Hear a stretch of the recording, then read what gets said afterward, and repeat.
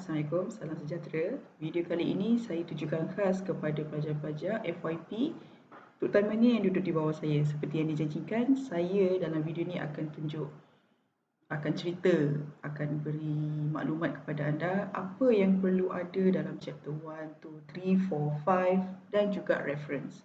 Okay, so let's get started. So kali ini kita akan tengok FYP report. Kalau ada physical, saya akan buat workshop lah. So some sort of workshop lah juga ni ya.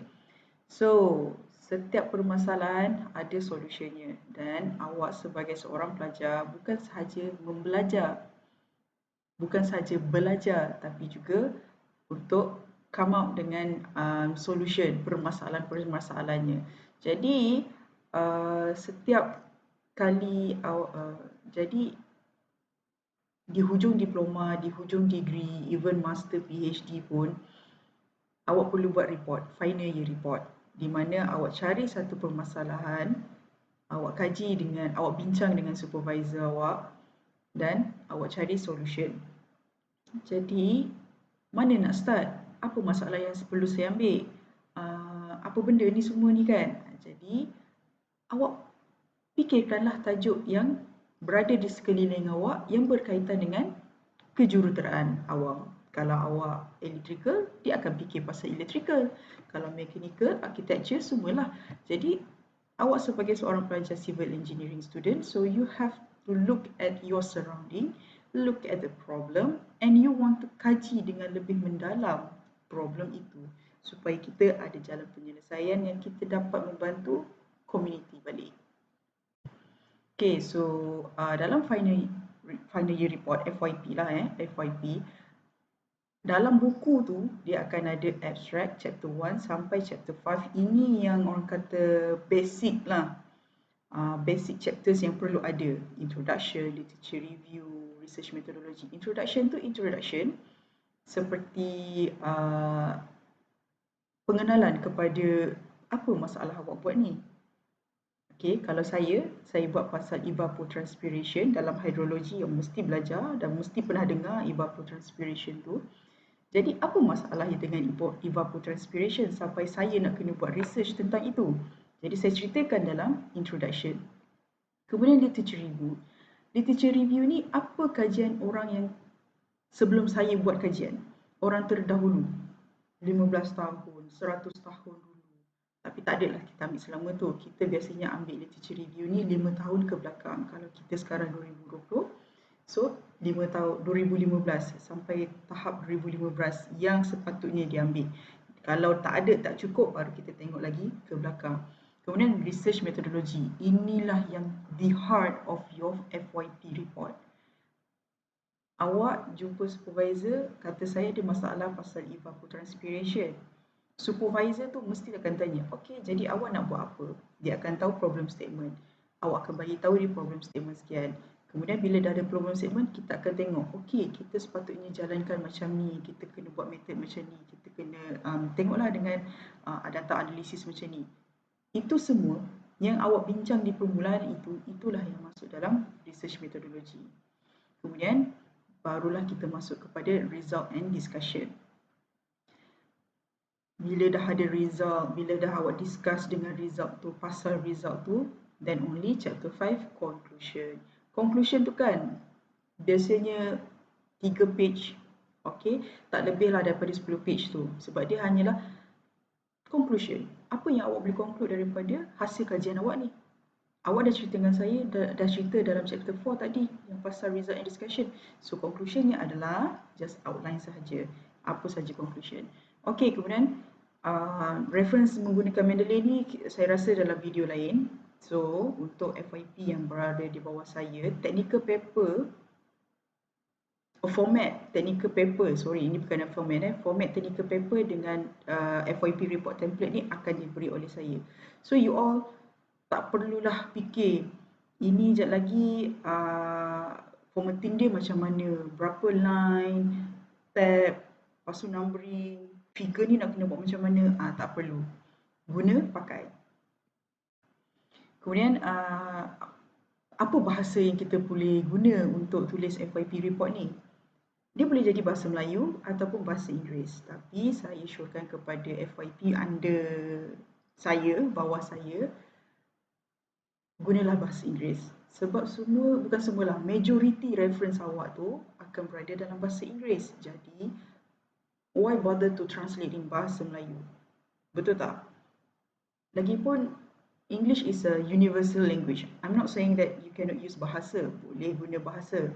Tapi, sekejap lagi kalau awak nak pergi conference ke, awak nak bawa paper ni in the future maksud saya, in the future awak nak pergi conference ke untuk bacaan orang umum, bahasa Inggeris lah orang lagi tengok, lagi market tu ada.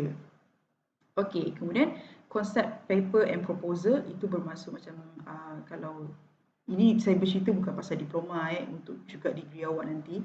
Sekiranya awak masuk degree nanti, awak kena sediakan proposal. Okey Prof, ini tajuk saya. Saya nak propose kita kaji pasal evapotranspiration.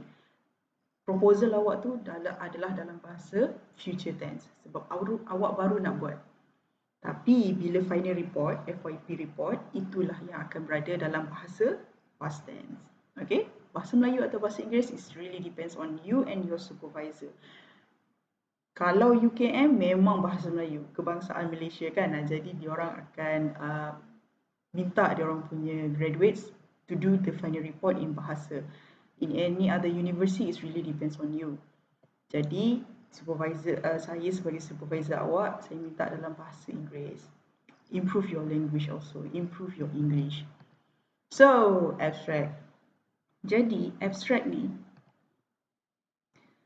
dia adalah paragraf di permulaan paper awak, di permulaan report awak. Tapi, awak nak menulis abstract ni, di akhir apabila awak dah siap semua.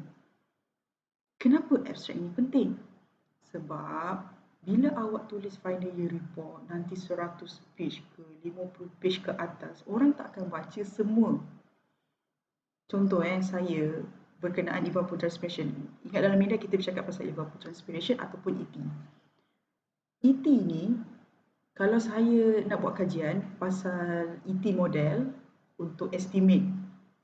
Okeylah saya bagi the application of ET estimation model. Jadi saya nak kena baca abstract dulu. Paper tu takkanlah saya nak pergi tengok kat internet, orang tu bahagi 100 page yang nak kena baca. Tak. Jadi daripada 100 page itu, author itu, penulis itu dia akan buat abstract di mana summary apa benda 100 page yang dia buat ni tadi.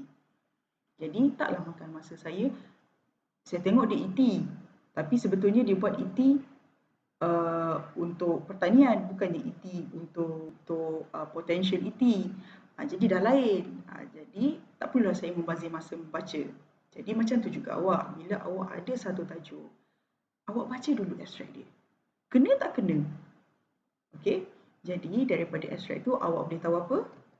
Awak boleh tahu dia punya introduction, awak boleh tahu dia punya problem statement, objektif, dia mesti letak dia punya metodologi sikit, result and discussion dan conclusion. Ini adalah satu paper yang daripada sifu saya iaitu Dr. Nur Hafizah Abdul Khalid. Di sini kalau awak tak biasa tengok artikel jurnal, kalau saya sebut mana artikel jurnal awak, jurnal artikel, mana paper, inilah dia. Bentuknya semacam ini, di mana dia perlu ada nama jurnal.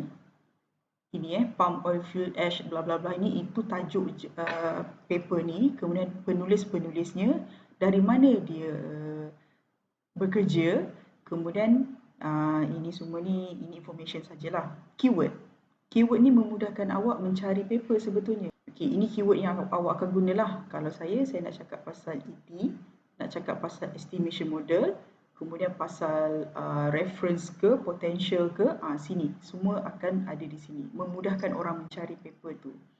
Di sinilah abstract. Nampak tak? Hanyalah satu paragraf. Dia bukannya 2-3 helai paper. Kertas maksud saya. Dia bukan 2-3 helai kertas. Dia satu paragraf je yang tak lebih daripada, tak silap saya, 300, 200. Just a short paragraph. But in this abstract, in this short paragraph, it contains, like I said before, introduction, a bit of problem statement, a bit of the objective, research methodology, how the method it is executed, the result and discussion, and of course conclusion. Satu ayat tapi research methodology tu 2-3 ayat, kemudian 2 ayat untuk result mungkin, dan conclusion. Okay, kalau awak baca di sini, awak boleh faham apa benda paper itu buat. It's a good paper. Okay. So, okay, abstract checklist macam saya cakap tadi, dia ada introduction, aim, objective, scope of study. Kalau ada adalah, kalau tak ada tak apa. Methodology, significance, result, discussion. Significant yang kalau awak tadi banyak result miss, mana satu saya nak kena letak yang betul-betul awak nak tonjolkan, nak bagi tahu kepada pembaca. And then conclusion and of course impact of research kalau boleh. Nak tulis abstract ni, saya faham awak baru kan nak menulis, buat visualization. Okay, kita visualize menggunakan Visio, Microsoft Visio. Okay, kalau sini macam yang paper sifu saya tadi, Dr. Hafizah, dia nak bercakap tentang filler. So dia akan kata kita ada 2 types of filler, fine filler, coarse filler, daripada apa semua ni lah. Kemudian ini metodologi dia. Yang atas ni problem statement dia, yang bawah yang barisan kedua dengan barisan ketiga ini adalah dia punya metodologi. Kemudian ini apa benda result yang dia dapat daripada method dia tadi. Ini dia punya testing lah, PCA, NAAT, morphology. Ini structure punya orang lah. Tapi kalau awak nak buat pasal apa, nak tulis abstract ni, kita kena buat visualization dulu. Problem statement awak bukan nak apa? ET. Apa dia ET? Estimation model. Estimation model ni kita ada dari segi empirical ke ataupun kita guna physical model ke. Kemudian kalau saya pilih benda tu, saya nak buat dengan data apa? Dengan data apa, testing apa, itu dah masuk metodologi. Kemudian result tu saya nak kaji, result yang saya dapat tu saya nak testing, nak dapatkan validation dia, saya guna apa? Ya, itu kita dah masuk result and discussion. Okay, nampak tak? Flow dia, kena ada flow. Writing a FYP report, doing your FYP report is like writing a novel. Awak baca novel macam mana? Haris seorang usahawan yang berjaya, berkenalan dengan Izzah yang bekerja sebagai setiausaha. Itu kan introduction. Kemudian chapter seterusnya, mereka kian rapat, kini kian rapat, mula bercinta. Dah masuk pertengahan, kemudian kahwin. Semua tadi itu novel lah, macam lah awak tak tahu kan. So macam itu juga. FYP ni biar orang tertarik nak baca awak punya kajian. Bukanlah copy paste. Bila copy paste ni, itu yang tidak berkualiti. Copy paste rephrase itu nanti. So inilah dia punya, kalau tak nampak tadi, inilah dia punya abstract. Yang berwarna kuning ini itu adalah problem statement. Also dia punya introduction. Hence this paper present. Nanti bila awak nak baca paper, awak tengok perkataan this paper present, hence the objective of this study, hence this paper describe, itu adalah objektif paper tu lah. Dia mesti letak supaya awak tahu apa benda dia buat. Kemudian yang purple ni objektif, yang biru ini itu adalah dia punya a little bit of introduction for literature review, and then merah ni dia punya research methodology, followed by the green color. The green color is the result and discussion, and of course conclusion. Nampak tak teratur je? Kalau awak boleh pause kejap, awak baca, awak faham apa yang dia nak buat. Memanglah tak faham 100%, tapi oh ini dia guna itu, dia guna ini, macam dapatlah general idea. Ini example kedua, sama ada dia nak panjang macam tadi ataupun sekadar pendek. Terus shoot to the point. Objective of this study is to, the process is being used, hence the result is, or thus the conclusion from this study.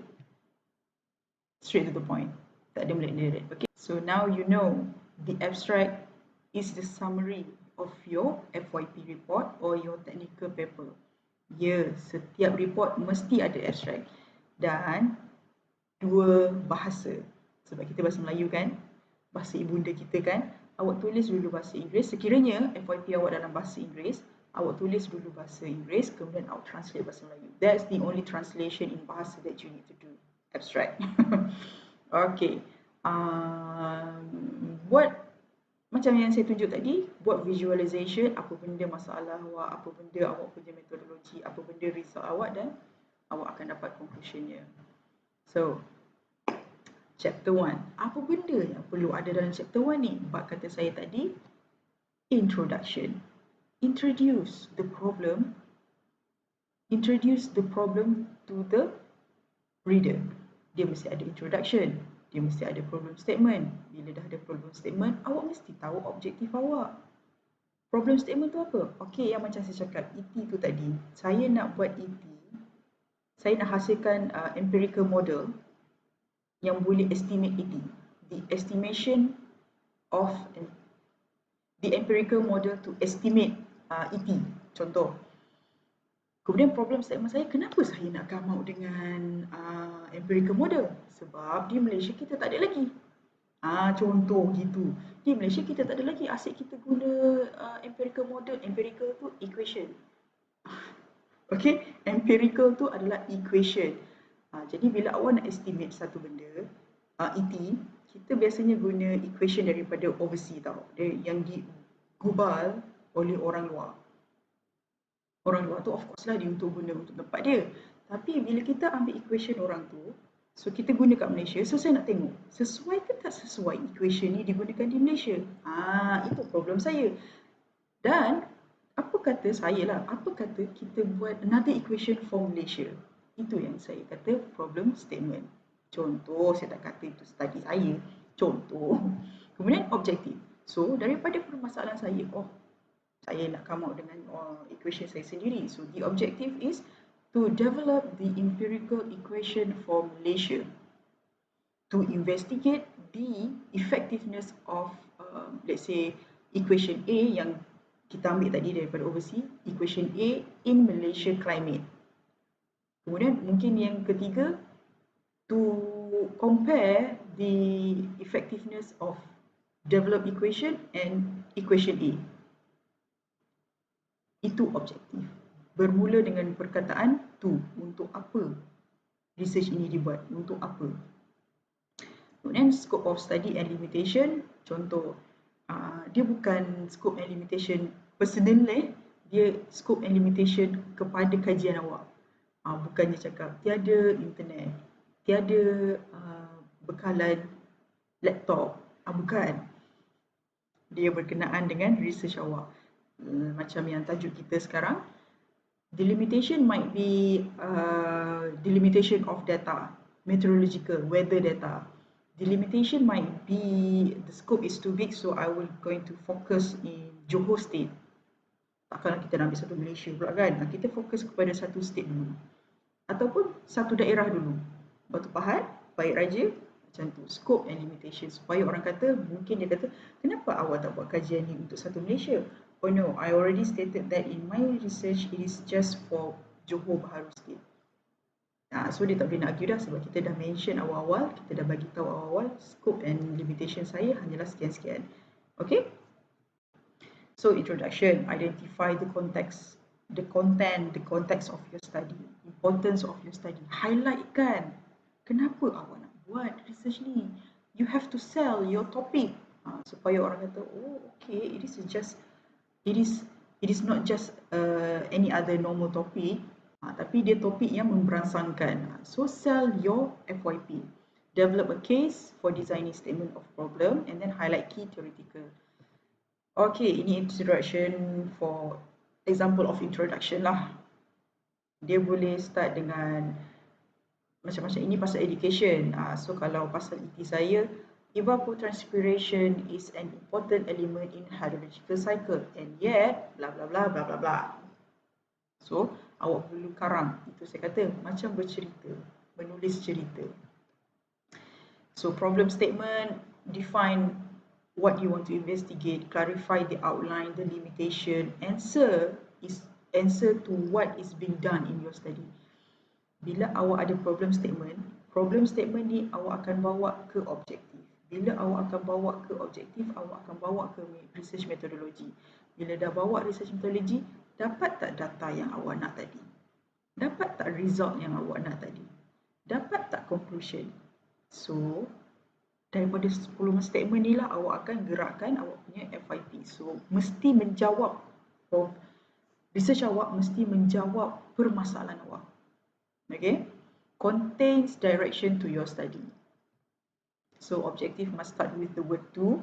Jangan perkataan lain tapi perkataan TO tu. So, scope and limitation, like I mentioned before, it is not under your control.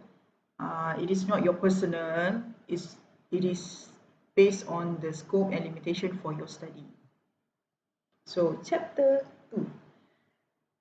Chapter 2 ni kan, dia hasil kajian orang terlebih dahulu membuat kajian ni. Jadi, boleh ke kita buat kajian yang sama? Boleh. Tajuk tu mungkinlah evapotranspiration, tapi mungkin orang ni buat pasal evaluation of ET model, empirical model dekat kawasan lain. Kita buat kat kawasan lain. Orang tu buat dekat kawasan Johor, kita buatlah kawasan Australia. Contoh, terbaliklah pula. Orang tu buat dekat Australia, kita buatlah kawasan Johor. So, climate dia mesti dah berubah kan? Variables dia dah berubah. So, boleh. Dan sebetulnya tak ada checklist untuk literature review. Literature review ni discuss dengan supervisor apa benda yang perlu ada. Dan sebetulnya apa benda yang ada dalam tajuk awak perlu cerita. The application of empirical model in estimating ET. Empirical model tu saya kena bagi tahu berapa jenis empirical model yang ada dalam dunia ni untuk ET. Apa itu evapotranspiration? Dua benda ni memang kena saya letak dalam literature review. Okay, so it's a process. Menulis literature review is a process. Jangan nak fikir, oh tak apalah, hujung-hujung lah nak buat literature review. Tak. FYP 1, awak ada 2 semester kan? FYP 1 di mana awak kumpul segala data. Kumpul segala artikel journal artikel. Di situlah literature review awak. Awak baca oh dia kata ET empirical model kena guna square root. Yang ni, oh kena ada cube. Ni pula kata, oh empirical model ni dia kena buat 2 baris. Equation kan, equation bermacam-macam cara.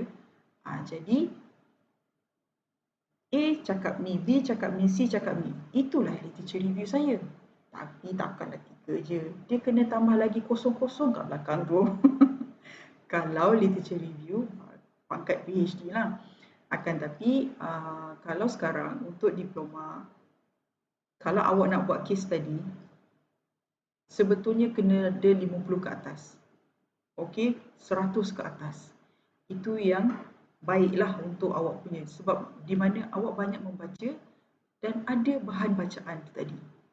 Awak tahu apa yang awak baca. Oh, orang ni cakap ni, orang ni cakap ni. Lepas tu kalau orang tanya, kalau let's say panel tanya ataupun supervisor sendiri yang tanya, kenapa awak guna ni? Dan awak boleh jawab. Bukannya awak baca, oh ni saya baca ni. Lepas tu kalau saya tanya, tak tahu. Bukan. Di sinilah awak boleh baca dan jawab. Dan sebetulnya bila awak buat kajian itu, awak yang perlu tahu lebih daripada supervisor. Supervisor, tahun ni ada 3 grup. Tahun depan ada 3 grup. Memanglah itu pensyarah, tugas pensyarah. Akan tapi tak semua kita tahu deh. Dan jangan anggap semua tahulah. Kami boleh guide awak. Okey, ini saya rasa dah keluar tajuk. Boleh tak awak teruskan dengan carian yang lebih menurus kepada ini?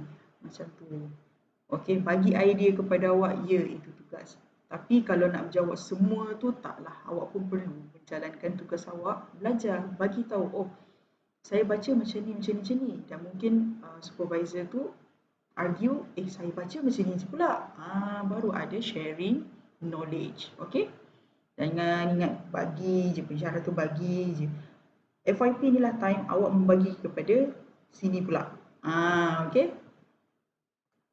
So, literature review. Literature review ni macam yang saya cakap tadi, kita akan guna Mendeley, di mana senang awak nak simpan awak punya beratus-ratus artikel jurnal ni kan dalam tu supaya nanti awak bila nak menulis, tak adalah awak nak type manual. So, apa yang perlu awak cite? Cite tu adalah ambil nama pengarang tu tadi. Jangan main copy paste lepas tu tak ada letak nama daripada sumber mana awak ambil. Kena letak sumbernya. Penat orang tu tulis, awak terus copy paste, lepas tu tak rephrase pula, dah jadi satu kesalahan. Kesalahan kedua adalah tidak cite. Jadi apa benda yang perlu awak cite? Basically all. Awak ambil je ayat orang tu, awak kena tulis, awak kena cite, awak kena letak rujukan daripada mana awak ambil. Cara nak buat rujukan tu nanti saya tunjuk. Apa yang tak payah nak decide adalah common knowledge. Langit itu berwarna biru. Tak payahlah, semua orang tahu. Jadi benda-benda yang common tak perlu ditulis. Tak perlu decide. Tulis boleh macam information.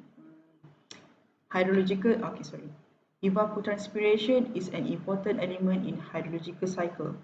Do I need to cite it? No, because it is a common language. It is a common knowledge. Okay. Chapter 3, Research Methodology. Bab kata saya, inilah yang penting, the heart of your FYP. Dalam tu ada introduction. Apa benda yang awak nak tulis untuk chapter 3 tu? Itu introduction dia, bukan introduction tadi. Introduction yang apa benda dalam yang awak nak highlightkan untuk metodologi awak. Kemudian research question ni macam tesis awak, permulaan. Kemudian research design, method awak nak design macam mana, flowchart, semua berada di sini. Method dengan data analisis ni. Macam saya tadi, evapotranspiration kan, saya nak menggunakan kaedah apa? Empirical model. Lepas tu saya nak guna teknik apa? Linear regression, multiple linear regression, ataupun teknik-teknik yang ada, matematik lain. Semua macam itu kan. Teknik-teknik yang ada dalam matematik itulah. Kemudian method dia apa? Untuk analisis dia apa? Data dapat daripada mana? Saya tak pergi makmal, tapi saya ada coding. Saya guna method apa? MATLAB, R software, ataupun any other software yang ada. Jadi coding tu kena buat menggunakan apa? Semua tu kena tulis, nyatakan di dalam research methodology. Kemudian dah dapat result, kemudian dah dapat data, macam mana saya nak analisis, nak tahu benda ni okey ke tak? Okey, comparison dengan mana? Kenapa kita buat comparison dengan ni? Semua tu kena jawab. Kena list down lah. Setiap kerja untuk FYP yang awak buat tu, awak letak dalam research methodology. Okay, so research dia ada dua jenis tau. Sama ada awak buat kualitatif ataupun kuantitatif. Kualitatif tu di mana macam questionnaire, awak tak masuk makmal lah, senang cerita. Buat questionnaire, pergi interview orang. Kalau orang cakap A, cakap satu statement kan, saya rasa kita perlu ada evapotranspiration, ET model tu sendiri. Awak tak cite 1% macam ni, awak akan ubah balik ayat dia. Dia mengatakan, dia merasakan, dan dia adalah lebih susah daripada kuantitatif ni tadi. Sebab kuantitatif, awak just measure. Pergi masuk makmal, bancuh-bancuh simen, okey, letak konkrit, lepas tu, kita nak main dengan percentage 5, 10, 15 plastik dalam ni. Okey, ini result dia. Kuantitatif. So, it is a true eksperimen yang awak jalankan sendiri. Memanglah saya kata, walaupun dia sekadar ambil data, tapi sebetulnya dia menggunakan tenaga instead of awak menggunakan otak. Mana-mana pun memang ada pro and cons dia. Saya tak cakap kita kena buat kuantitatif lah sebab itu data kita sendiri dapat. Ataupun kualitatif, tak payahlah penat-penat badan. Cuma mana satu yang lebih sesuai dengan keadaan. So, bab kata saya tadi, kena ada flowchart kan. Flowchart tu di mana awak bagi tahu secara ringkas start kat mana, kemudian awak buat ni, kemudian awak collect data, kemudian awak ambil data daripada mana, analisis macam mana. Dalam analisis tu pula dia ada berapa pecahan dia, flowchart yang awak belajar dalam C programming. So saya syorkan awak menggunakan Microsoft Visio ataupun yang for free adalah Raptor. Tapi hasil Raptor ni dia agak tidak senang dilihat. Saya pernah tengok student, saya pernah tengok seorang pelajar ni dia gunakan Raptor untuk flowchart. Jadi saya nampak dia macam ada sikit kurang. Okey, tak bersih macam Visio. Okey, nanti awak tengok. So ini adalah common flowchart simbol. Kita mesti ada start, process, input, decision. Ini pun kena belajarlah sebetulnya flowchart ni. Ini saya tidak akan ajar untuk video kali ini. So, dalam research methodology, let's say awak masuk makmal Masuk makmal, awak buat pasal konkrit. Ini pasal chemical kan atau apa. Ini pasal konkrit. Jadi, ambil gambar, awak tulis ayat. Instead of you just write step 1, step 2, step 3, step 4, sampailah step 8. Ayat je. Tak apa dia. Kita letak gambar. Lagi senang nak nampak. Lagi orang kata, oh lepas dia mix sini, dia tambah air ni, dia tambah air ni, dia tambah simen, dia tambah simen. Dia masuk dalam cube, dia masuk dalam cube. Kita nampak apa yang flow ni tadi. Instead of just read it. Kalau suruh saya baca pun saya macam skip-skip je kan. Kalau gambar, senang nampak. Jadi, boleh letak gambar. Seberapa banyak yang perlu. Jangan main letak je yang perlu. Okay, stress tak? Jangan stres. Dia selama ni awak belajar kan? Awak belajar duduk dalam kelas, dengar angguk-angguk, geling-geling, gelak-gelak. Tapi sekarang FYP ni lah zaman di mana awak belajar sendiri, awak argue dengan supervisor. Argue in a good way lah. Dan kalau supervisor anda argue dengan anda, janganlah stres. Dia mungkin bertanya supaya awak boleh berfikir. Okay? So, chapter 4. Chapter 4 ni senang sikit lah. Sebab awak dah lalui yang tadi research methodology, dah buat segala-galanya. So, macam mana awak nak present your result? How you going to present your result? You present and you discuss. Not only you present. Jangan stop sampai situ. So, it must have introduction of the result, describe the pattern, dan result ni biasanya dalam bentuk graph ataupun table. So, you describe the pattern, report the significant finding. Sebab kata saya, dalam satu graph ataupun dalam satu table banyak data kan, banyak result, tak adalah semua kita cakap. Saya dah ada equation dia sendiri kan. Kemudian saya kaji dekat Batu Pahat, saya kaji dekat Muar, saya kaji untuk Johor State, Muar, Skudai, Batu Pahat, Paguh, kemudian satu lagi kita ambil Kulai. Kemudian saya tengok kat Kulai, kat lain semua okey. Ini bagi 100, 100, 100, 100, tiba-tiba dekat Muar dia bagi 50. Yang 50 tu kita kena bincang. Sebab yang lain macam seakan 100, 90, ini 99.9, ini 85, tiba-tiba ini 30 ataupun 50. Jadi yang signifikan itu kita kena bagi tahu analysis and discussion and support with previous finding. Macam tadi yang kita belajar, kita tengok dekat literature review. Orang lain dah buat kajian pasal ET, tapi tempat lain. Tuk saya dapat, kenapa saya dapat yang 50 ni tadi? Saya terjumpa satu paper daripada beratus ni tadi kan, saya jumpa satu paper yang dia pun pernah buat dekat Muar. Tapi mungkin dia buat kat Muar, dia buat dekat Kelantan, dia buat dekat Pulau Pinang. Tapi saya hanya kat Johor kan. Saya boleh kata, berdasarkan finding daripada C, dia mengatakan the other way around. Or maybe they argue, we have the same conclusion. Okay? Argue, support your finding. And conclusion.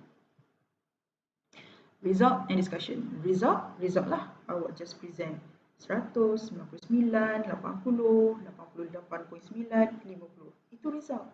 Tapi discussionnya, kenapa dia jadi begitu? Mungkin dekat mana tadi Muar. Mungkin dekat Muar ini data dia, data meteorological, data weather dia tu lain. Tak tahu, mungkin dia hujan lebih ataupun yang tempat-tempat lain ni kemarau lebih. Jadi itu discussion. Kita kena tengok dengan lebih spesifik. Yes, ini dia salah satu contoh di mana satu graph tapi macam ini dia punya result and discussion. Okay, yang warna merah ini introduction kepada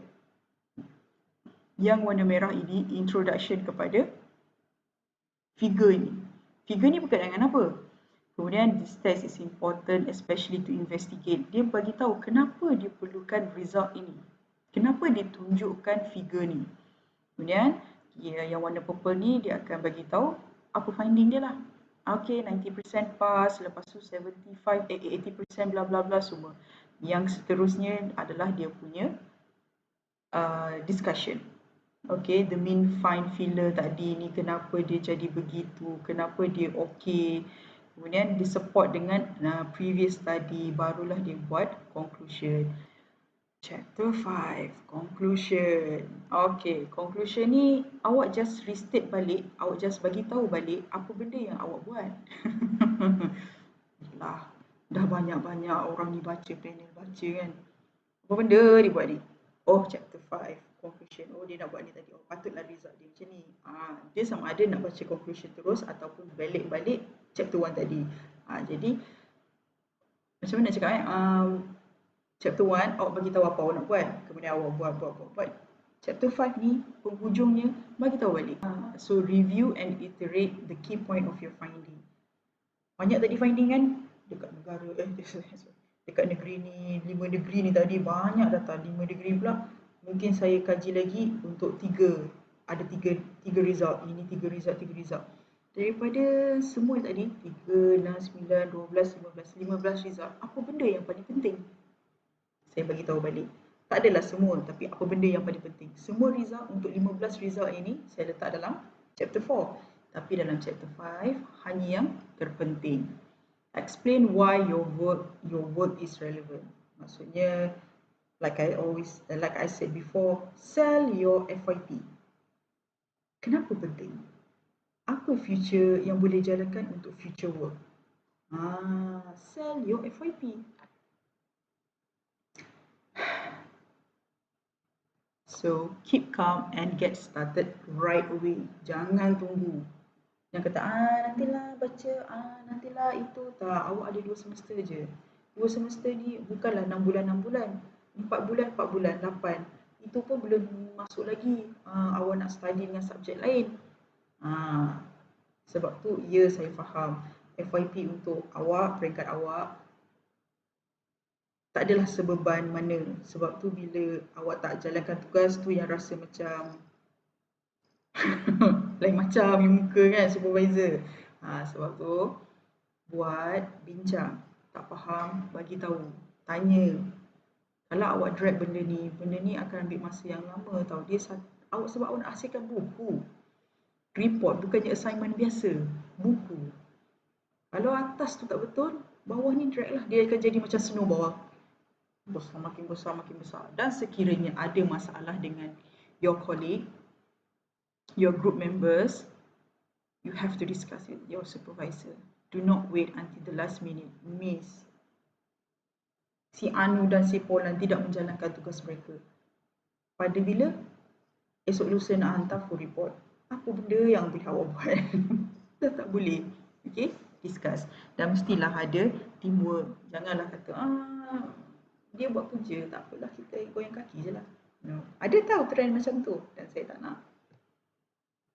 Okay, so reference in another video. So we will continue in reference video. Bye.